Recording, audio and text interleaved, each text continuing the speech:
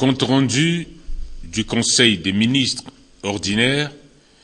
du jeudi 2 septembre 2021.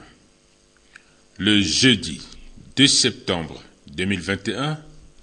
sous la très haute présidence de son Excellence, professeur Faustin Archange Touadéra, président de la République, chef de l'État, le Conseil des ministres a tenu sa séance ordinaire à 17h45 autour de l'ordre du jour suivant.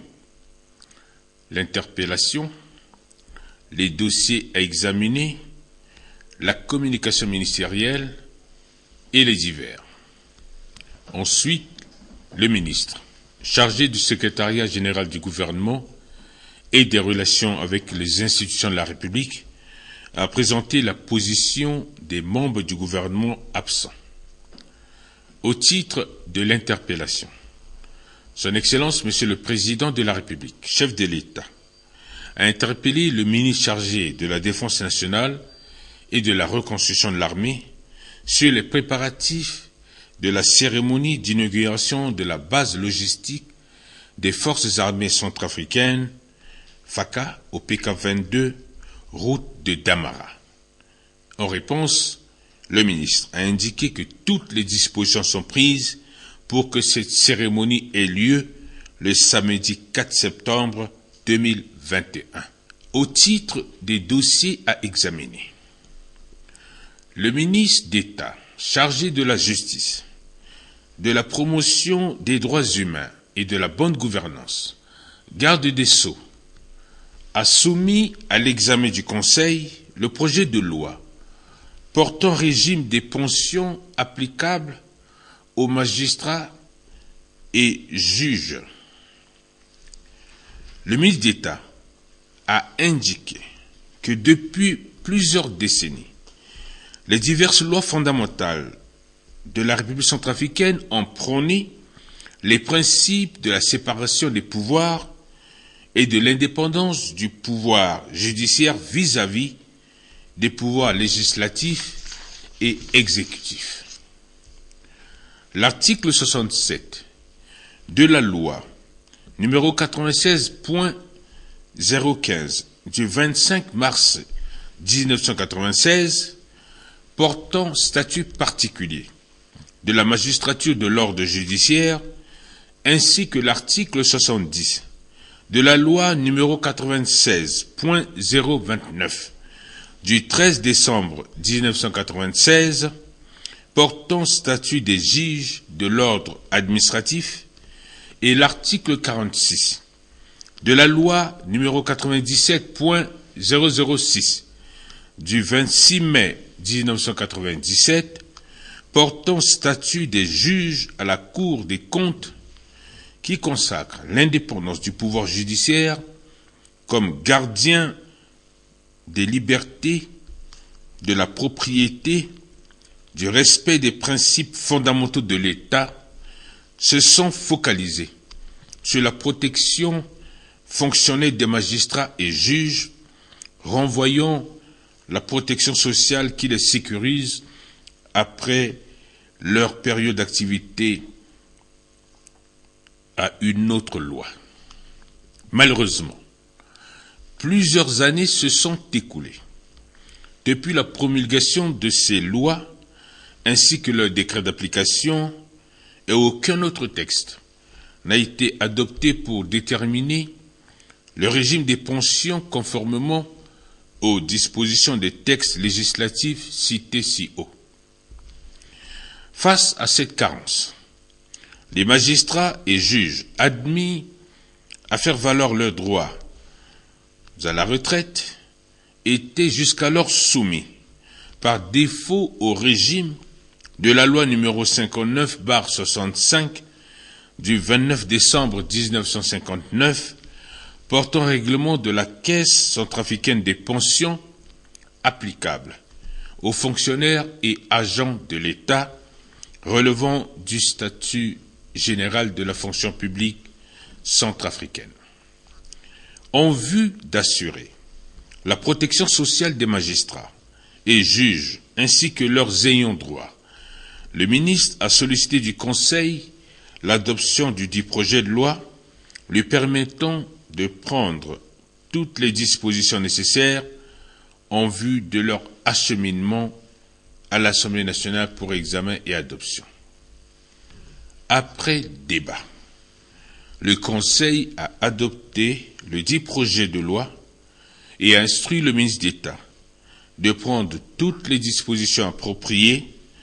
en vue de sa transmission à l'Assemblée nationale pour examen et adoption. Le ministre chargé de l'administration du territoire, de la décentralisation et du développement local a soumis à l'examen du Conseil 3 dossiers. Le premier dossier est relatif au projet de décret définissant les critères de classification des communes en République centrafricaine. Le ministre a indiqué qu'en application de la loi numéro 20.008 du 7 février 2020 portant organisation et fonctionnement des collectivités territoriales, le gouvernement centrafricain a enclenché le processus de la réforme de la gouvernance locale afin d'asseoir le développement local harmonieux et durable. Dorénavant, les collectivités territoriales vont s'administrer librement par les organes élus, ce qui implique que les organes délibérants de ces collectivités prendront en toute autonomie des mesures entrant dans la sphère de leurs compétences. Au rang de ces mesures figure l'organisation générale de leurs services administratifs par la création in fine des postes d'emploi. Or, faut-il le souligner, que la liberté dont disposent ces collectivités territoriales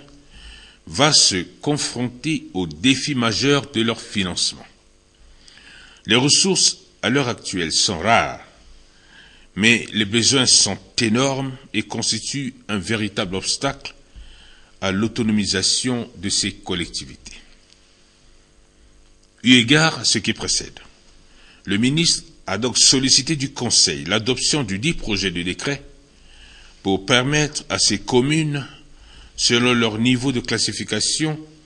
de créer le nombre de services proportionnellement aux ressources qu'elles peuvent mobiliser, de faire de l'économie leur permettant de créer des richesses en investissant et d'opter pour l'efficience et l'efficacité dans la gestion de leurs finances. Au terme des débats, le Conseil a adopté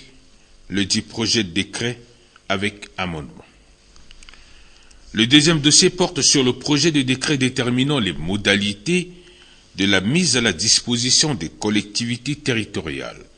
des services techniques déconcentrés de l'État. Le ministre a indiqué que conformément à l'esprit du titre 4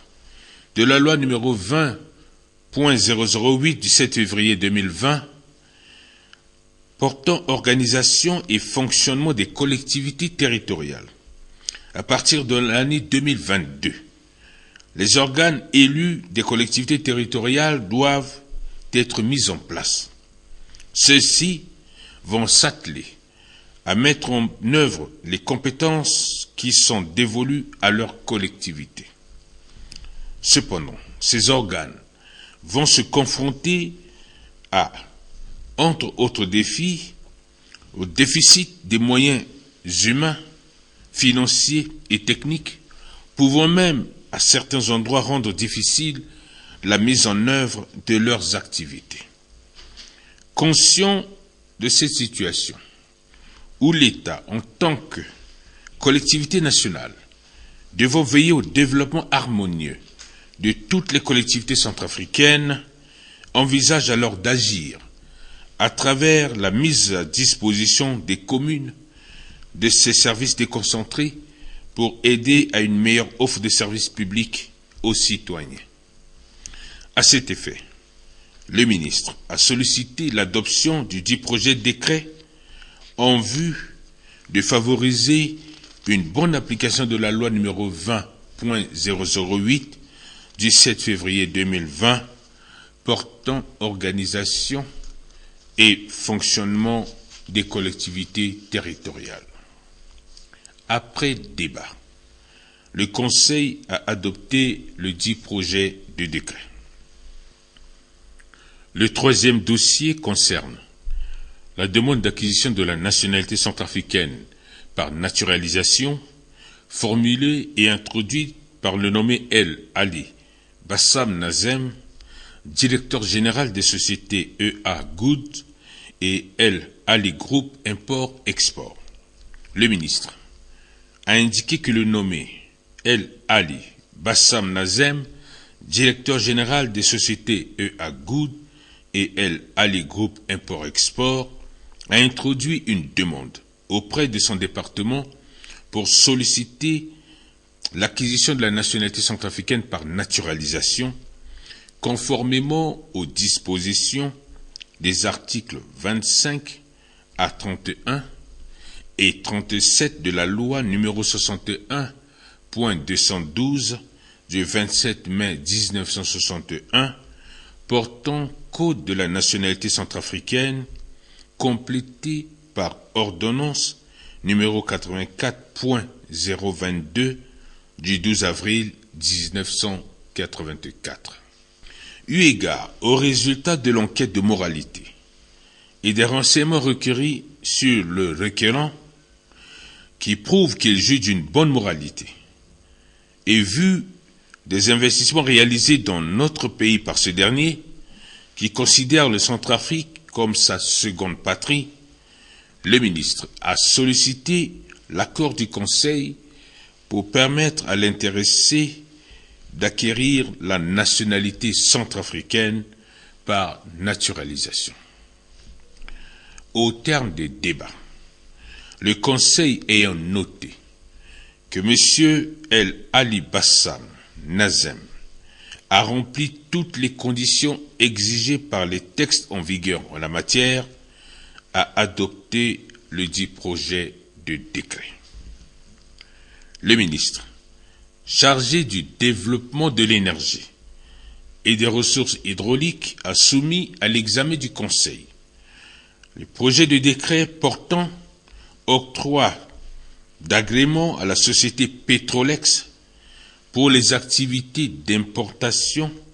des produits pétroliers en République centrafricaine. Le ministre a indiqué que le sous-secteur pétrolier aval a été réorganisé par la loi numéro 07.005 du 24 avril 2007 et son décret d'application numéro 12.019 du 2 février 2012. L'article 4 de cette loi prévoit la libéralisation sur toute l'étendue du territoire national des activités d'importation, de mise à bord, de transport, de distribution, de commercialisation et de droiture des produits pétroliers et dérivés, à l'exception des activités de stockage. Aussi, pour permettre à l'État centrafricain de mieux contrôler l'ensemble de ces activités, les dispositions de l'article 6 de la loi précitée conditionnent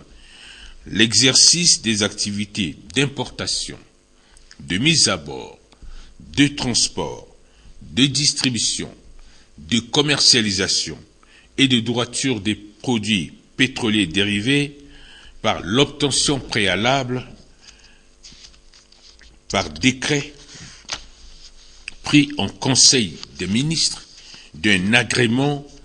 délivré sur rapport du ministre chargé de l'énergie après avis de la commission interministérielle d'agrément. Étant donné que la société Petrolex de droit centrafricain a satisfait aux conditions exigées par les textes en vigueur en la matière, le ministre a sollicité du Conseil l'adoption des 10 projets de décret afin de permettre à cette société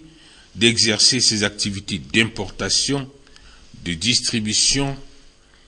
et de transport des produits pétroliers en République centrafricaine. Après débat, le Conseil étant entendu que la société Petrolex satisfait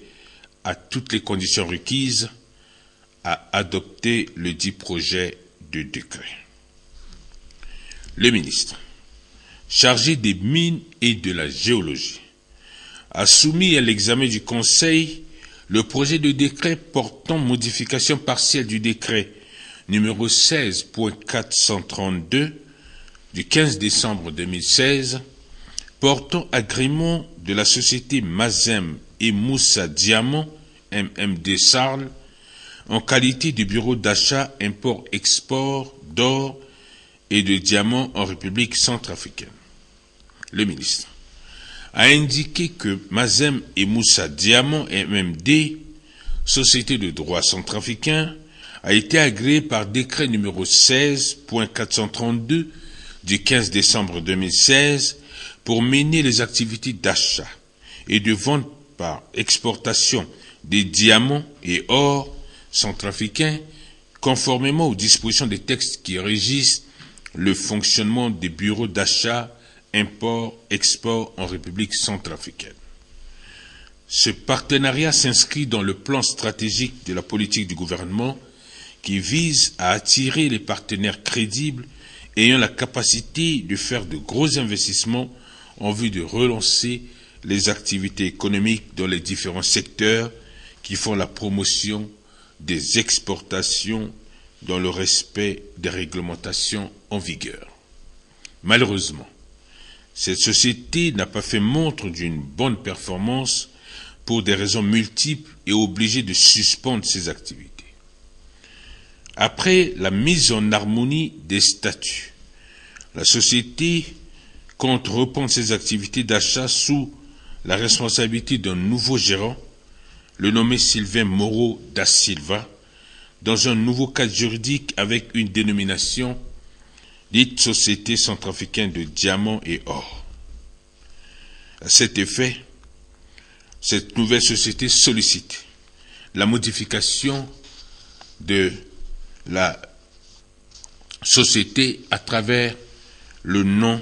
Société centrafricaine de diamants et or. Après débat, le Conseil a marqué son accord et a adopté le dit projet de décret. Au titre de la communication ministérielle, le ministre de la Santé et de la Population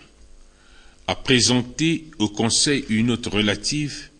à l'état d'évolution de la pandémie du coronavirus en République centrafricaine. Le ministre a indiqué que dans le cadre de la lutte contre la propagation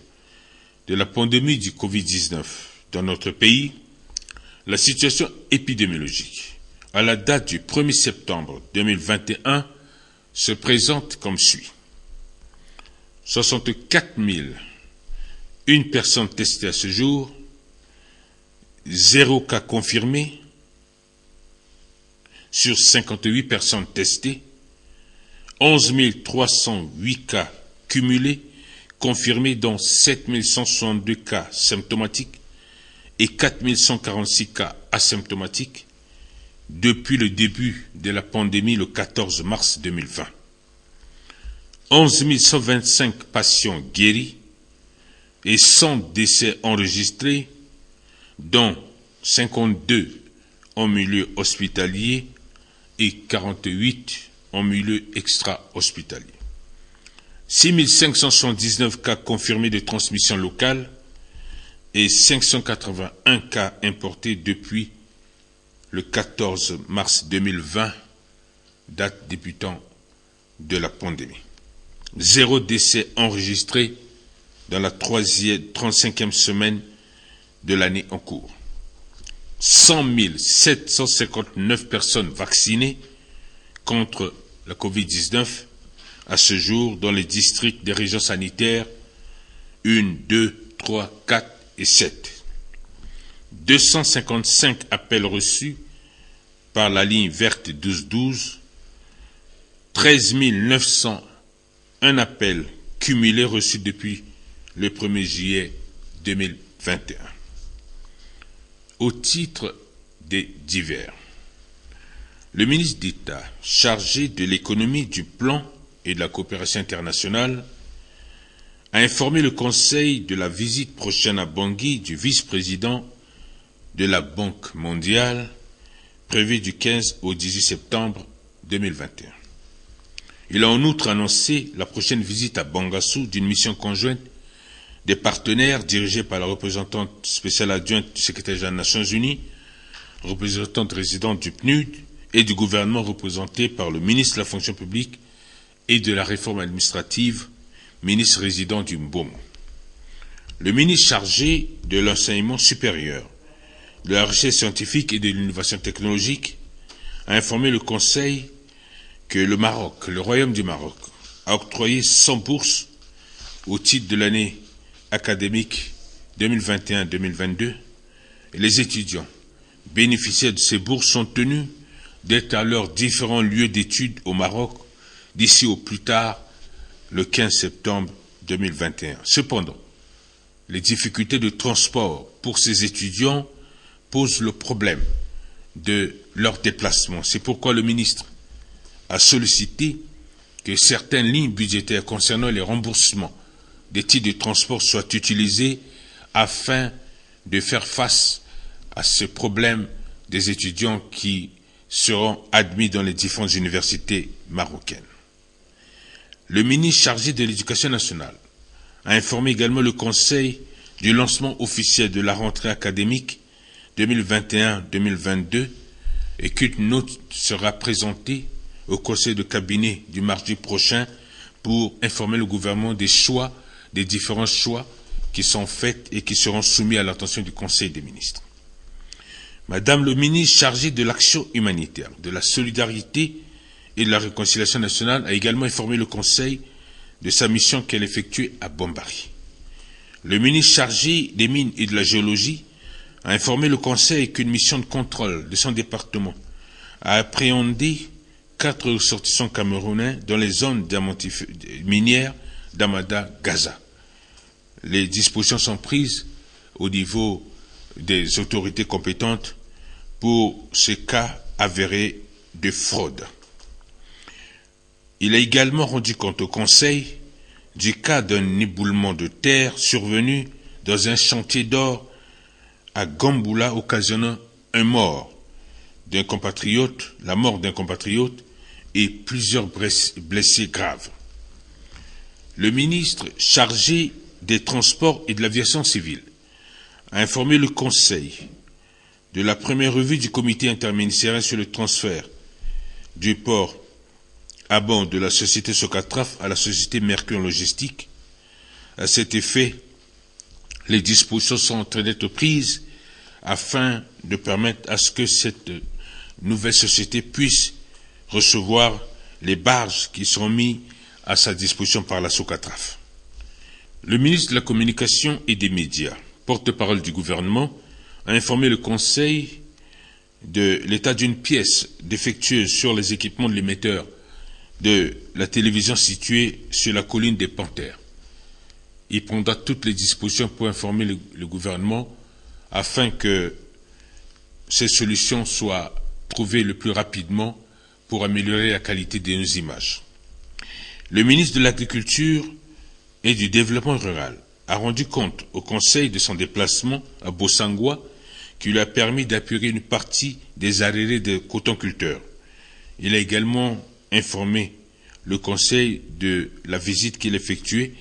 sur l'usine d'huilerie à Bossangwa,